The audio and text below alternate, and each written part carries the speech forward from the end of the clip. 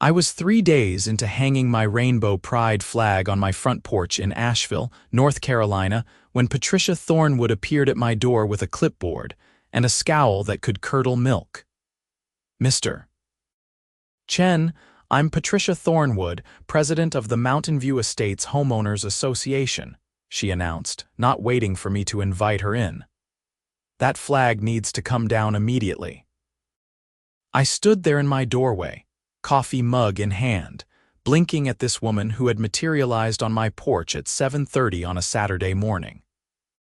She was maybe 55, wearing a crisp white blouse despite the June humidity, and her blonde hair was styled in that specific way that screamed, "I want to speak to your manager," from 3 blocks away. "Excuse me," I said. "The pride flag, it violates our community guidelines." Section 4.7 of the HOA covenant clearly states that no flags except the American flag may be displayed on residential properties. She tapped her clipboard with a manicured nail. "You have 48 hours to remove it, or you'll be fined $500. I took a sip of my coffee, buying myself a moment to process this interaction. I had moved into Mountainview Estates 3 months ago, a beautiful planned community nestled in the Blue Ridge Mountains. The neighborhood had seemed perfect. Well-maintained homes, friendly neighbors, and the kind of mountain views that made you forget you were still technically in a city. I had read through the HOA documents before purchasing, or at least I thought I had read through them thoroughly enough. "I'll need to see that in writing," I said finally. Patricia's smile was thin and sharp. "Of course, I'll email you the relevant sections, but let me be clear, Mr. Chen, this is a family-friendly community. We have standards." That flag is inappropriate and divisive. The way she said family-friendly made my blood pressure spike. I'm a litigation attorney specializing in employment discrimination cases, and I knew dog whistle language when I heard it. "The flag stays up while I review the documents," I said, keeping my voice level. "Have a good day, Patricia." I closed the door before she could respond. Through the window, I watched her stomp back to her black Escalade, her clipboard clutched against her chest like a shield. My husband Marcus came down the stairs, his bathrobe hanging open over his pajamas. "Who was that?" "The HOA president. She wants us to take down the pride flag." Marcus's eyebrows shot up. He walked to the front window and looked out at the small rainbow flag hanging from our porch. It was maybe 2 feet by 3 feet, hardly the massive banner Patricia had made it sound like. "On what grounds?" Marcus asked. He was a pediatric surgeon at Mission Hospital, and his logical, methodical mind was already working through the problem. "Apparently there's a provision about flags." She mentioned Section 4.7 of the covenant. Marcus turned back to me. "You read those documents front to back before we bought this place. Did you see anything about flags?" I remember something about no flagpoles in front yards without approval, but nothing about what flags could be displayed. Let me dig out the paperwork. I spent the next hour in my home office, going through the HOA documents page by page. The covenant was 73 pages of dense legalese covering everything from acceptable fence heights to the precise shade of white allowed for exterior trim. When I finally found Section 4.7, I read it 3 times to make sure I understood it correctly. Section 4.7, Flags and Decorative Displays. Permanent flagpoles exceeding 8 feet in height require architectural committee approval. The display of flags, banners, or similar decorative items must not create visual blight or reduce property values. The American flag may be displayed without restriction in accordance with federal law. That was it. Nothing about prohibiting other flags, nothing about only allowing the American flag. The language was vague enough to give the HOA some discretion, but it certainly didn't create a blanket ban on pride flags or any other flags. I called Marcus into the office and showed him the section. He read it twice, then looked at me. "This doesn't say what she claimed it says," Nope. She's either lying or she's operating off a different version of the covenant. So what do we do? I leaned back in my chair, thinking. The lawyer in me knew we had several options, but the part of me that just wanted to live peacefully in my new home was tempted to let it go. Then I thought about Patricia's tone, the way she had called the flag inappropriate, the implication that our existence was somehow not family-friendly. We wait for her email. Then we respond accordingly. Patricia's email arrived Monday morning at 9 a.m. sharp. It was addressed to me, with CCs to the entire HOA board and several other email addresses I didn't recognize. The subject line read, Violation Notice 847 Ridgeline Drive. The email was formal and officious, detailing the alleged violation and citing Section 4.7. But she had also attached what she claimed was the current version of the HOA covenant. I opened the attachment and immediately noticed something strange. The document properties showed it had been created just 2 days ago, on Saturday afternoon.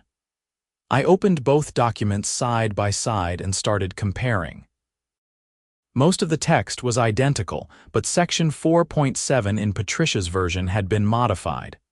The new version read, Section 4.7, Flags and Decorative Displays.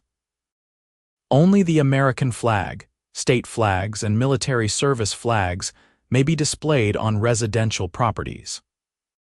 All other flags, banners, or decorative displays are prohibited without express written consent from the HOA board. She had altered the covenant. I sat at my desk, staring at the screen, feeling a cold anger settle in my chest. This wasn't just an overzealous HOA president enforcing rules. This was fraud. She had literally created a fake document to justify her bigotry. I called my colleague Jennifer Chen, who practiced fair housing law at a firm in Charlotte. We had worked together on a few cases over the years, and I knew she had dealt with HOA discrimination issues before. Marcus Chen, it's been too long, Jennifer said when she picked up. What can I do for you? I explained the situation, sending her both versions of the covenant while we talked. She was quiet for a moment after I finished. This is bad, Marcus, like really bad. She's not just violating fair housing laws. She's committing fraud. And if she sent that altered document to you via email claiming it's the official covenant, she's potentially engaging in wire fraud. I thought it might be serious, but I wanted your take on it. Here's what you need to understand. The Fair Housing Act prohibits discrimination based on several protected categories. And while sexual orientation isn't explicitly listed in the federal law, the current interpretation by HUD and several federal courts is that it falls under sex discrimination. North Carolina also has some protections, but more importantly, what Patricia is doing goes beyond just enforcing a restrictive rule. She created a false document to target you specifically because of what the pride flag represents. So what's my next move? Document everything, don't take that flag down. And let me draft a response for you. We're going to make this a federal case if she pushes it. I'm talking about filing a complaint with HUD, potentially a civil lawsuit under the Fair Housing Act, and if she persists with the altered document, we might need to involve law enforcement for the fraud angle. Jennifer, I just want to live in my house and hang a flag. I don't want to become a test case. She laughed softly. I know, but sometimes these things find us. And honestly, Marcus, this is exactly the kind of case that needs to be fought. HOAs have gotten away with this stuff for too long. Let me handle the legal heavy lifting.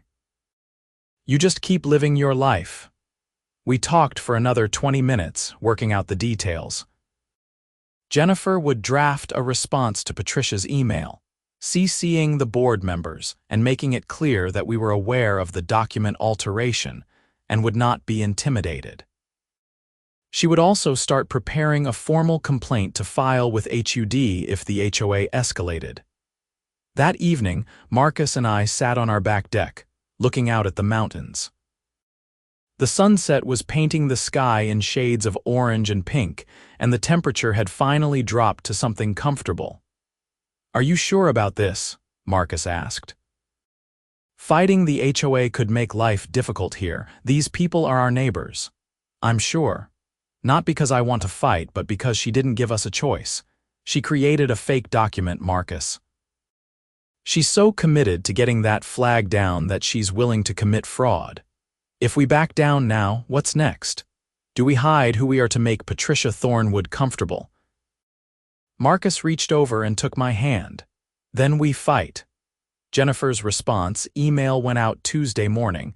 It was a masterpiece of legal precision wrapped in polite language.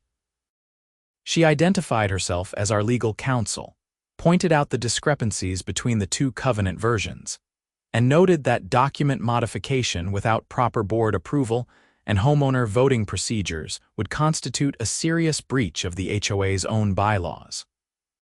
She concluded by stating that we would not be removing the flag and that any fines imposed would be challenged through all available legal channels. The response from Patricia came within an hour. It was much shorter than her first email and noticeably less confident in tone. She claimed there must have been a clerical error in the document she sent, and that she would need to check with the HOA's attorney. However, she insisted that the flag still violated community standards, and that the board would be discussing the matter at their next meeting. "The next board meeting is Thursday night," I told Jennifer when I called her with an update. "It's open to homeowners. I think I should attend." "Absolutely. I'll come too if you want the support." "And Marcus, start talking to your neighbors. Find out if anyone else has had issues with Patricia or the board. We need to establish a pattern if this goes to court." I spent the next 2 days doing exactly that.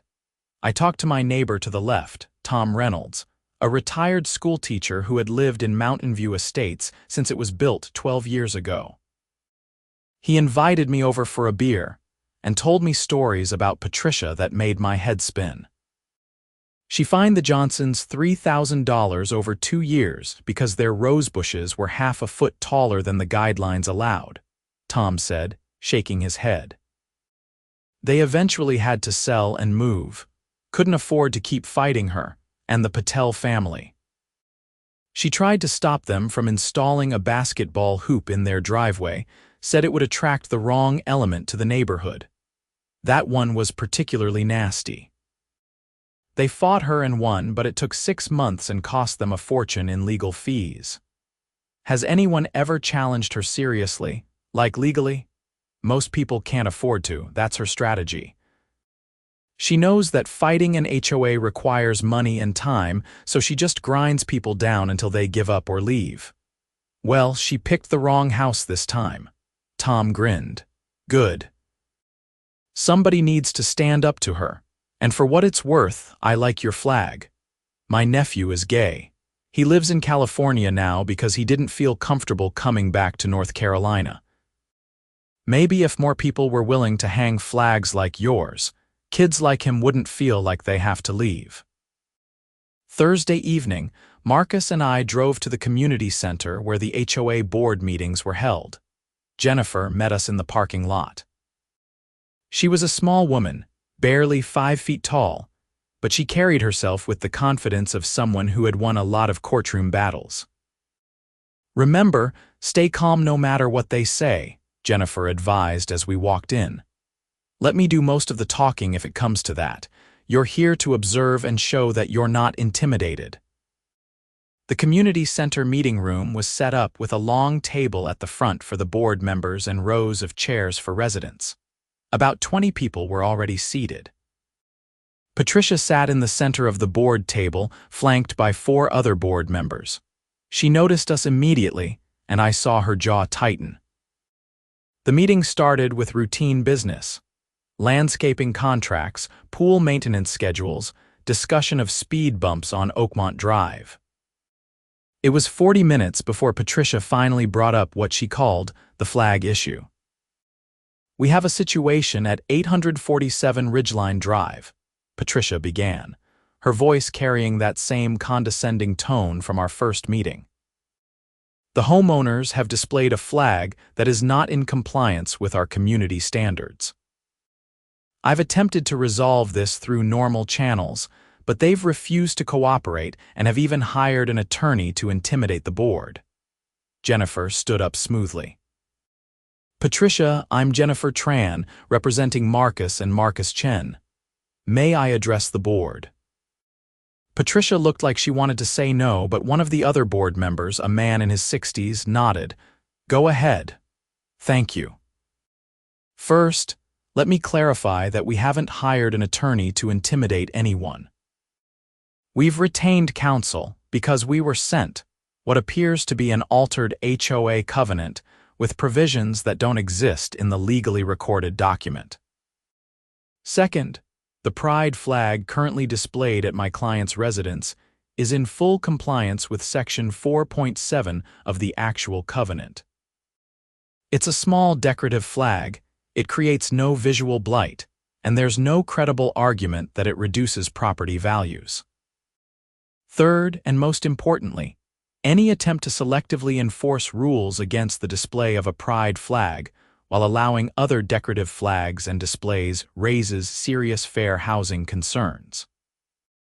Another board member, a woman in her 40s with kind eyes, spoke up. "I'm Sandra Mitchell. Are you suggesting that our HOA is discriminating?" "I'm suggesting that singling out a pride flag for enforcement action when other homes display various flags, banners, and decorative items without consequence could be interpreted as discrimination based on sexual orientation, which is protected under federal fair housing law as currently interpreted by HUD and federal courts." Patricia's face was turning red. "This has nothing to do with discrimination. It's about maintaining community standards and property values." "Then I'm sure you won't mind providing evidence that pride flags specifically reduce property values," Jennifer replied calmly. "Because I can provide numerous studies showing that diverse, inclusive communities actually have higher property values and more stable housing markets." A man in the audience stood up. I recognized him as Robert Kowalski from 3 streets over. "I've got a question. My house has a decorative banner with a pumpkin on it from last fall. I forgot to take it down until January." "That's not the American flag. Why wasn't I fined?" Another voice chimed in. "We've got a UNC Tar Heels flag on our garage, had it up for 3 years. More people started speaking up, pointing out various flags and decorative displays throughout the neighborhood. Patricia tried to regain control, banging a gavel on the table. "Those are different. This is about maintaining appropriate displays for a family community." "And there it is," Jennifer said quietly, but her voice carried through the room. "Patricia, you just stated on the record that you consider a pride flag inappropriate for families. That's discriminatory intent. You're targeting my clients specifically because of what the pride flag represents, which is their sexual orientation and identity." Sandra Mitchell looked uncomfortable. She glanced at Patricia, then at the other board members. "I think we need to consult with the HOA's attorney before we proceed any further with this." "We don't need an attorney to tell us how to run this community," Patricia snapped. "I'm calling for a vote. All in favor of requiring the removal of the flag at 847 Ridgeline Drive." Patricia raised her hand. One other board member, an older man who hadn't spoken, raised his hand slowly. The other 3 board members, including Sandra, kept their hands down. "Motion fails 3-2, Sandra said firmly. "The flag can stay. Meeting adjourned." Patricia looked like she had been slapped. She gathered her papers with jerky, angry movements and stormed out of the room without another word. Several neighbors came up to us afterward, offering support and apologizing for Patricia's behavior. Tom Reynolds clapped me on the shoulder. "Told you somebody needed to stand up to her." But as we walked to our cars, Jennifer pulled me aside. This isn't over. Patricia is a true believer. People like her don't let things go. Be prepared for her to escalate. Jennifer was right. The next morning, I found a formal notice taped to our front door. It was from something called the Architectural Review Committee, and stated that our home was now under enhanced compliance monitoring due to ongoing violations of community standards. The notice listed a series of alleged violations: grass height exceeding permitted length by ½ an inch, improper placement of garbage cans, and a crack in our driveway that required immediate repair. I took photos of everything. Our grass was perfectly maintained by the same landscaping company that serviced half the neighborhood. Our garbage cans were in the same location every other house used. And the crack in our driveway was maybe 2 inches long and had been there when we bought the house. "She's harassing you," Jennifer said when I sent her the photos. "This is retaliatory and it's illegal. We need to go on a fence. I'm filing the HUD complaint today." "What does that involve?" "I'll file a formal complaint alleging housing discrimination based on sexual orientation. HUD will investigate.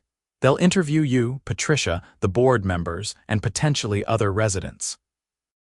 They'll look at enforcement patterns, compare how your home is being treated versus others.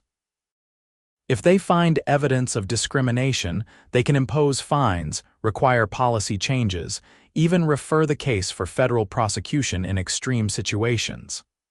"How long does it take?" "Months, usually. But the fact that we're filing will put pressure on the HOA.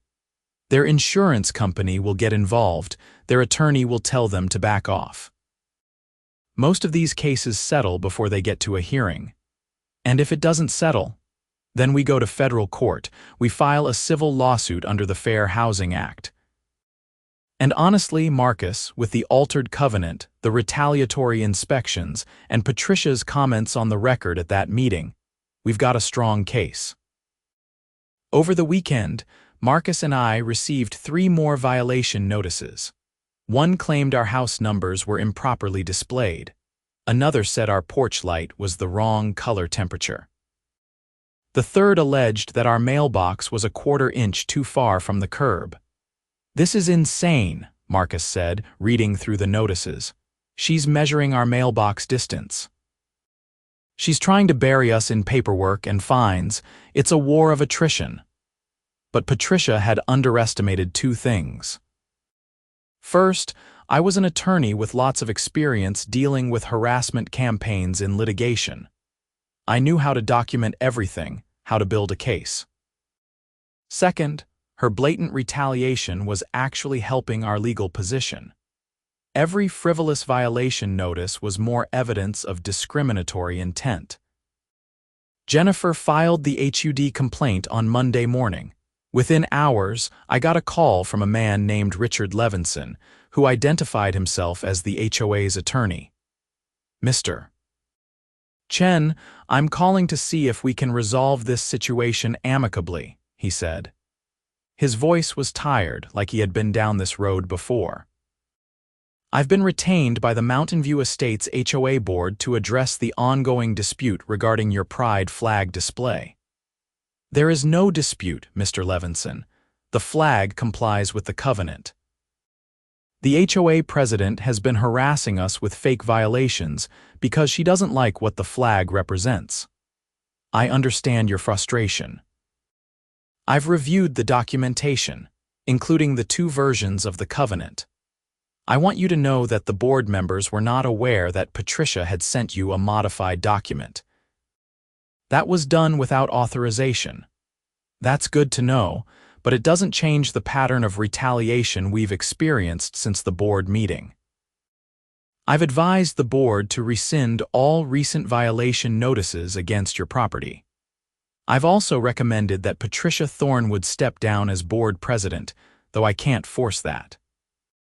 What I can offer is a written statement from the board confirming that your flag display is in compliance with all HOA rules, and a commitment that no future action will be taken regarding the flag. That's a start, but my attorney has already filed a HUD complaint. That process is going forward regardless. Levinson sighed. I expected as much. For what it's worth, Mr. Chen, I think you were wronged here. I've been telling HOAs for years that they need to update their thinking on these issues. Most of them don't listen until they're facing a federal investigation. Maybe this will be a learning experience. Let's hope so. I'll send over the written statement today, and Mr. Chen. If Patricia or anyone else from the HOA contacts you directly about this matter, please let me know immediately. All communications should go through me from this point forward. The written statement arrived that afternoon via email. It was signed by 4 of the 5 board members. Patricia's signature was notably absent. The statement confirmed that our flag was in compliance, rescinded all recent violation notices, and apologized for any confusion or inconvenience. It's something, Marcus said when I showed him. But it feels hollow. She's still on the board. She's still the president. What's to stop her from going after someone else? Nothing. That's why we're not dropping the HUD complaint. 3 weeks later, a HUD investigator named Michael Torres came to our house. He was a methodical, soft-spoken man in his 30s who spent 2 hours walking through everything that had happened. He photographed our flag, our property, the violation notices. He asked detailed questions about every interaction with Patricia. I'll be interviewing the board members and other residents over the next few weeks, Torres explained. I'll also be reviewing HOA records to look at enforcement patterns. Has the HOA taken action against any other properties for similar issues? Are there selective enforcement patterns? That kind of thing. What happens if you find discrimination? HUD will issue a determination. If we find reasonable cause to believe discrimination occurred, we try to reach a conciliation agreement. The HOA would likely have to implement new policies, provide training, possibly pay damages. If we can't reach an agreement, the case can go to an administrative hearing or federal court. How often do these cases settle? Torres smiled slightly. Most of them. HOAs don't want the publicity or the legal costs, but I'll be honest with you, Mr. Chen. I've worked dozens of HOA discrimination cases. This one is more clear-cut than most. The altered document alone is a smoking gun. After Torres left, Marcus and I tried to get back to our normal routine. I had my own cases to work on, and Marcus had his surgical schedule. But living under the cloud of conflict with the HOA was exhausting. Every time I pulled into our neighborhood, I felt a knot of tension in my stomach. Every time I saw Patricia's black Escalade, I wondered what new harassment was coming. The neighbors were split. Many people, like Tom Reynolds, were supportive. They would wave when they saw us, and several told us they were glad we were fighting back, but others clearly sided with Patricia. They would look away when we passed them on walks. One neighbor, an older woman I had never met, shouted from her car that we were destroying the community and should be ashamed. This is what they want, Jennifer told me during one of our regular check-ins. They want you to feel uncomfortable enough to leave. Don't give them the satisfaction. In early August, Patricia made her biggest mistake yet. She organized a special HOA meeting to vote on new restrictive covenants. The meeting notice went out to all homeowners, and the proposed changes were stunning in their scope. The new rules would prohibit any flags except American flags and state flags, ban all political or controversial displays, and give the board broad authority to determine what constituted an inappropriate display. She's trying to do legally what she couldn't do through harassment, I told Jennifer, probably on advice from Levinson. If the homeowners vote to approve these restrictions, it becomes harder to argue discrimination. But there's a problem for them. Changing HOA covenants requires a supermajority of homeowners in North Carolina. She needs at least 75% approval. And even if she gets it, we can still argue the changes were motivated by discriminatory intent. The special meeting was scheduled for a Saturday afternoon at the community center. Marcus and I arrived 30 minutes early and found the parking lot already half full. Inside, the room was packed with at least 100 people, far more than had attended the previous meeting. Patricia called the meeting to order and began explaining the proposed changes. She framed everything in neutral language, talking about community harmony and reducing divisiveness. She never mentioned pride flags or our situation specifically, but everyone in the room knew what this was really about. When she opened the floor for discussion, hands shot up immediately. Sandra Mitchell spoke first. "Patricia, let's be honest about what this is. You're proposing these changes because you don't like the pride flag at the Chen residence. You're trying to codify discrimination into our covenant." "That's not true," Patricia said, but her voice lacked conviction. "This is about maintaining property values and community standards." Tom Reynolds stood up.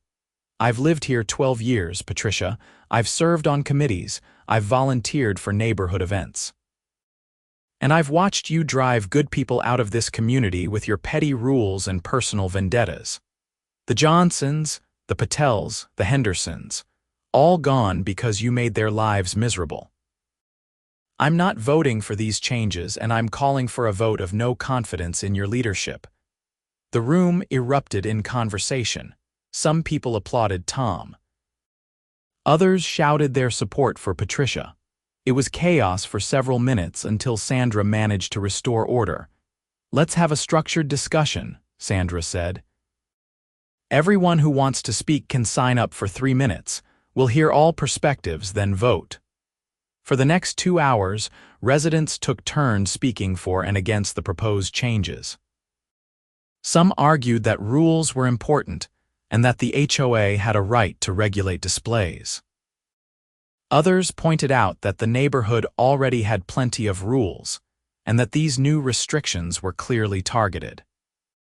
Several LGBTQ residents and allies spoke emotionally about what the pride flag meant to them and why allowing it mattered. When it was my turn to speak, I kept it simple. "My husband and I moved here because we thought this was a welcoming community. We've done nothing wrong. Our flag hurts no one. These proposed changes are designed to target us specifically, and everyone in this room knows it. I'm asking you to vote no and to hold your board accountable for discriminatory actions." Finally, it was time to vote. In North Carolina, covenant changes required approval from 75% of all homeowners, not just those present. There were 214 homes in Mountainview Estates, which meant Patricia needed 161 votes to make the changes. The vote was conducted by written ballot to preserve confidentiality. While the votes were being counted, Marcus and I stood outside in the warm afternoon sun trying to breathe. "However this goes, we'll be okay," Marcus said. "We've got each other, we've got a good legal case, and we've got people here who support us." "I know, I just wish it hadn't come to this. I wish we could have just moved in and lived our lives." "Maybe after this we can." Sandra came outside to find us 20 minutes later. She was smiling. The vote failed, 68 in favor, 93 against, 53 abstentions. It's over. Relief washed over me so completely that I actually felt dizzy. Marcus grabbed my hand and squeezed hard. "What happens now?" I asked. "Now I'm calling an emergency board meeting to vote on Patricia's removal as president. We should have done this weeks ago. I'm sorry it took so long." "Don't apologize. Thank you for standing up." The emergency board meeting happened 3 days later. By a vote of 4-1, with Patricia casting the only dissenting vote, she was removed as HOA president. Sandra Mitchell was elected as the new president. The board also voted to adopt a non-discrimination policy that explicitly protected against discrimination based on sexual orientation and gender identity, making Mountainview Estates one of the few HOAs in North Carolina with such a policy. But Patricia wasn't done. 2 weeks after losing the presidency, she filed a lawsuit against the HOA board, claiming she had been removed without proper cause and in violation of the HOA bylaws. She also filed a countersuit against Marcus and me, alleging defamation and intentional infliction of emotional distress. "It's a slap suit," Jennifer explained. "Strategic lawsuit against public participation. She's trying to punish you for speaking up and drain your resources with legal fees. The good news is that North Carolina has an anti-slap statute. We can get this dismissed pretty quickly and potentially recover attorneys' fees." Jennifer filed a motion to dismiss Patricia's countersuit, arguing that all of our statements were protected speech on matters of public concern. The hearing was scheduled for late September in Buncombe County Superior Court. Meanwhile, the HUD investigation was wrapping up. Michael Torres had been thorough, interviewing dozens of residents and reviewing years of HOA enforcement records. In mid-September, we received HUD's determination.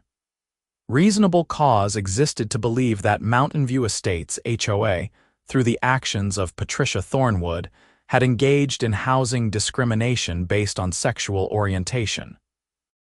HUD offered a conciliation process. If the HOA agreed to certain terms, including maintaining their new non-discrimination policy, providing training to board members, and paying us nominal damages, the case could be closed without further action. Richard Levinson, still representing the HOA, called me immediately after the determination was issued. "The board wants to settle. They'll agree to everything HUD is asking for. They're offering $15,000 in damages and attorney's fees. They just want this finished." "What about Patricia's lawsuit?" "That's separate. The board has nothing to do with that. But between you and me, I think the judge is going to toss it at the hearing next week." The hearing on the anti-slap motion was held on a rainy Tuesday morning.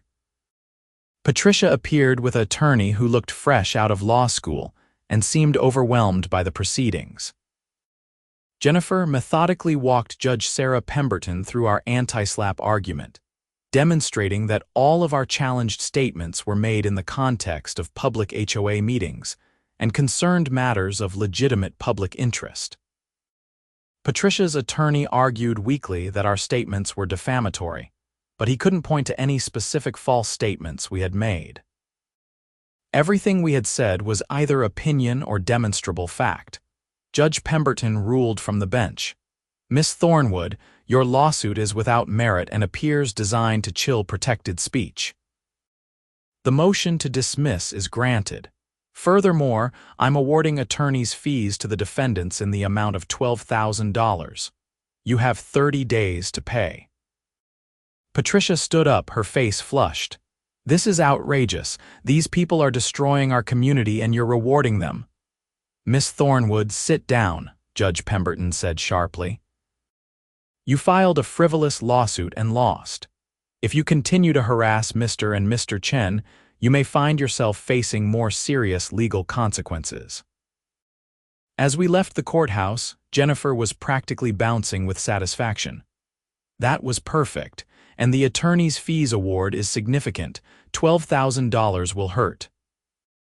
"Do you think she'll actually pay?" "She doesn't have a choice. If she doesn't pay, we can put a lien on her property. But honestly, I think this might finally be the end of it." "She's lost everything. The board presidency, the vote on the covenant changes, the HUD determination, and now this lawsuit. She's out of moves." We finalized the HUD conciliation agreement in October. The HOA formally adopted a comprehensive non-discrimination policy, agreed to annual fair housing training for board members, and paid us $15,000 in damages, plus another $20,000 to cover Jennifer's fees. The pride flag stayed on our porch. Patricia paid the attorney's fees from the dismissed lawsuit in November, 2 days before the deadline. She also put her house up for sale. According to Tom Reynolds, she had accepted a job in Florida and would be moving after the holidays. "Good riddance," Tom said when he told me. "Maybe whoever buys her house will actually be friendly." December brought a different kind of visitor to our door. Michael Torres from HUD stopped by one afternoon, this time just to chat. "I wanted to thank you," he said as we sat on the porch, the pride flag hanging above us. "Cases like yours make my job meaningful. You stood up when you could have just taken the flag down and avoided the hassle. That matters. I had good legal help and a husband who supported me through all of it. Still. You'd be surprised how many people don't fight. They're scared or tired or they just want peace. But every time someone like you stands up, it makes it easier for the next person." After Torres left, I thought about what he had said. The fight with Patricia and the HOA had consumed 6 months of our lives. It had been stressful and expensive and exhausting. But it had also shown us something important about our community. For every Patricia Thornwood, there were people like Tom Reynolds and Sandra Mitchell, people who believed in fairness and stood up when it mattered. Christmas came, and Marcus and I hosted a holiday party. We invited our neighbors, and to our surprise, more than 30 people showed up. Our house was full of laughter and conversation, and the kind of warmth that makes a place feel like home. Sandra Mitchell pulled me aside at one point during the party. "I want to apologize again for how long it took us to stand up to Patricia. We should have done it sooner. You did it when it counted. That's what matters." The new non-discrimination policy has already made a difference. We had a transgender woman inquire about buying a house in the neighborhood last week. She specifically mentioned that she saw our policy posted on the HOA website and it made her feel like this would be a safe place to live. That's wonderful. It is. And it wouldn't have happened without you and Marcus refusing to back down. In January, Patricia's house sold to a young couple with 2 small children. They introduced themselves to us a few days after moving in, bringing over homemade cookies. "We love your flag," the wife Emma said. "My brother is gay, and it means a lot to see that kind of visibility in the neighborhood." "You're welcome here," Marcus told her, "all of you." The legal saga officially ended in February when Patricia's lawsuit against the HOA board was dismissed with prejudice, meaning she could never refile it. Richard Levinson sent me a brief email. "It's finally over. Thank you for your patience through this process. Mountainview Estates is a better community now." He was right. The neighborhood had changed in subtle but important ways. The new board was more transparent, holding regular town halls and actively soliciting input from residents. The non-discrimination policy had been expanded to cover not just sexual orientation and gender identity, but also race, religion, national origin, and disability status. Several residents had started a diversity and inclusion committee to organize community events and education. And our pride flag still hung on the porch, a small rectangle of rainbow colors that represented so much more than fabric. It represented the idea that everyone deserves to live authentically and openly, that communities are stronger when they're inclusive, and that standing up to discrimination matters even when it's difficult. One evening in March, almost a year after Patricia had first knocked on our door, Marcus and I sat on our porch watching the sunset paint the mountains in shades of gold and purple. Our flag rippled gently in the breeze. "Do you regret it?" Marcus asked. "Fighting instead of just taking it down?" I thought about the question seriously. The fight had cost us time, money, and peace of mind. It had turned what should have been a joyful first year in our new home into a legal battle. But it had also shown us who our real neighbors were, forced positive changes in the community, and established protections that would benefit others in the future. "No," I said finally. "I don't regret it at all." "Good, because I've been thinking we should get a bigger flag. I laughed, and the sound carried across our lawn into the peaceful North Carolina evening. A year ago, I had hung a simple pride flag on my porch, never imagining it would lead to federal investigations, lawsuits, and a complete restructuring of HOA policies. I had been prepared to fight from the beginning, but I hadn't anticipated how much support we would receive or how meaningful the victory would be. The story could have ended differently. We could have backed down, removed the flag, and lived quietly. Patricia could have won her crusade against inclusion. The HOA could have codified discrimination into their rules. But none of those things happened because we refused to accept that our existence was somehow inappropriate, or that loving who we loved made us less worthy of respect. In the months that followed, I spoke at several fair housing conferences about our experience. Jennifer used our case as a teaching tool for other attorneys handling HOA discrimination cases. HUD cited our case in guidance documents about sexual orientation discrimination. And most importantly, our neighborhood continued to evolve into a place where diversity was celebrated rather than suppressed. Tom Reynolds told me in late spring that he had heard from his nephew in California. The nephew had seen news coverage of our case and was considering moving back to North Carolina. He said maybe things are changing, Tom told me with tears in his eyes. He said maybe he doesn't have to stay away anymore. That conversation stayed with me. Our fight had never been just about a flag or about us. It had been about creating space for everyone to exist fully and authentically. It had been about pushing back against the Patricia Thornwoods of the world who wanted to decide who belonged and who didn't. The legal precedents from our case would help others facing similar discrimination. The HUD determination provided a clear roadmap for investigating sexual orientation discrimination in housing. The judge's ruling on the anti-SLAPP motion established that fighting housing discrimination was protected speech. And the settlement terms, particularly the mandatory training and explicit non-discrimination policies, gave other HOAs a template for doing better. But beyond the legal victories, what mattered most was the cultural shift in our community. Kids growing up in Mountainview Estates would see that pride flag every day and internalize that LGBTQ people were part of the neighborhood fabric. LGBTQ residents and prospective buyers would know they were welcome. And board members would think twice before engaging in discriminatory enforcement. On a warm afternoon in early June, 1 year and 3 days after Patricia had first demanded we take down our flag, the HOA held its annual community picnic. Marcus and I helped set up tables and grills in the common area park. Children played on the playground while adults stood in clusters talking and laughing. Someone had brought a speaker, and music played softly in the background. Sandra Mitchell took the microphone to welcome everyone and thank the volunteers who had made the picnic possible. Then she said something that made me pause.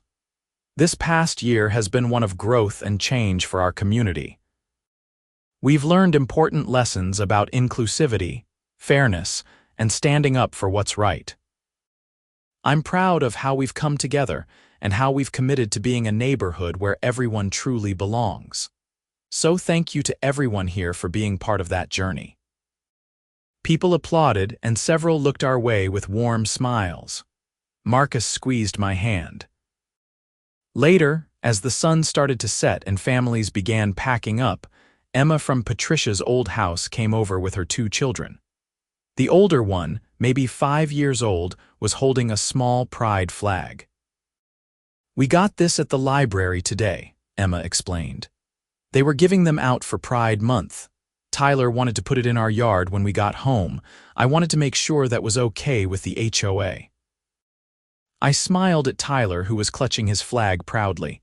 "It's absolutely okay. In fact, I think it's wonderful." "Really?" Tyler's eyes lit up. "Can we put up 2, one for me and one for my brother?" You can put up as many as you want." As they walked away, Tyler chattering excitedly about where to plant his flags, Marcus wrapped his arm around my waist. "Look at that," he said quietly. "1 year ago, we were fighting for the right to hang one flag. Now kids are excited to hang their own. That's what change looks like." The picnic wound down, and we helped clean up before walking home through the quiet streets. Our flag was visible from 2 blocks away, a splash of color in the gathering dusk. As we got closer, I noticed something I hadn't seen that morning. Someone had left a small bouquet of flowers on our porch with a note. I picked up the note and read it aloud to Marcus. "Thank you for being brave. My daughter came out to me last month and I didn't know how to react. Seeing your flag every day reminded me that love is something to celebrate, not hide. She's coming home this weekend, and I can't wait to hug her and tell her I'm proud of her. Thank you for making a difference." There was no signature, just the flowers and those heartfelt words. Standing on our porch, holding that anonymous note, I finally understood the full weight of what we had fought for. It wasn't about us versus Patricia Thornwood or about winning a legal case. It was about creating ripples that would spread outward in ways we might never fully know. It was about making space for people to be themselves, to love openly, to exist without fear. The pride flag on our porch wasn't just a piece of fabric. It was a declaration that we belonged here, that we had every right to live authentically, and that we wouldn't be intimidated into invisibility. Fighting for that right had been hard.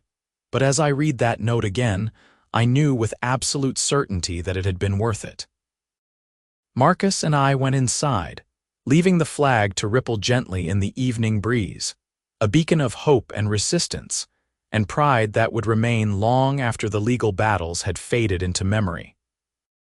Our home, our community, and our lives had been forever changed by the decision to hang a simple rainbow flag and to refuse to take it down when bigotry demanded it. In the end, Patricia Thornwood's attempt to force conformity had backfired spectacularly. Instead of silencing us, she had amplified our voice. Instead of driving us out, she had forced the community to confront its values and choose inclusion. And instead of erasing LGBTQ visibility from the neighborhood, she had inadvertently created a community where pride flags would fly not just on our porch, but in yards throughout Mountainview Estates. That night, as I lay in bed listening to the sounds of the North Carolina mountains outside our window, I thought about all the people who had fought similar battles before us and all those who would fight them after. Our story was one small chapter in a much longer narrative about dignity, equality, and the ongoing struggle for acceptance. But it was our chapter, and we had written it on our own terms. The pride flag would stay on our porch indefinitely, a permanent reminder of what we had stood for and what we had won. And if anyone ever asked us about it, we would tell them the whole story. How a middle-aged HOA president named Patricia had tried to take it down, how we had refused, and how that refusal had transformed not just our community, but our understanding of what home really means. Home isn't just a building or an address. It's a place where you can be fully yourself without apology or compromise.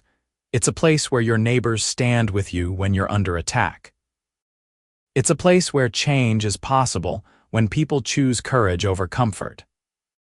And thanks to one small pride flag and our refusal to let anyone take it down, Mountainview Estates had finally become that kind of home.